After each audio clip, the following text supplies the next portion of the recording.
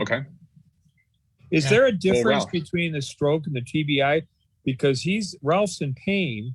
Courtney doesn't have any pain. And is there a difference in how that connects with the brain? Because what's interesting, she has no pain, Ralph has pain.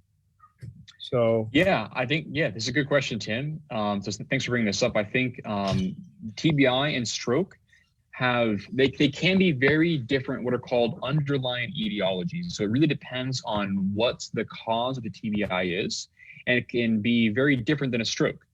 That being said, the interventions, the things we do for rehab are very, very similar, right. In terms of how we actually induce positive changes in the brain.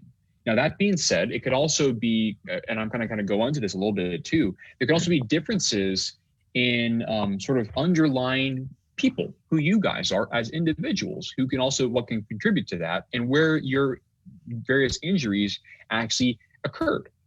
So yeah, I think there can be very distinct differences. Individuals with TBI can also have a lot of pain associated with that as well. It depends on where that TBI occurred. Strokes, I think, typically have potentially a bit more pain, just sort of as a proportionality, simply because of some of the underlying changes can cause sort of what's called maladaptive plasticity.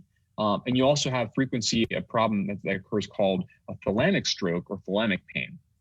And effectively, this is what's happening is the information that's being delivered to your brain, which is under normal circumstances not painful, such as what Ralph is describing as going up or down or moving, or even just normal sensations like touching or rubbing against things.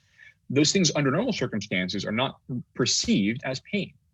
But what happens is sometimes those signals can be misinterpreted as being painful. And this can cause a very, very disturbing sensation, which is actually pain, because pain is all in our brains technically. And so it's very real pain, but it's a bit different in terms of the etiology. So thanks for that question, Tim.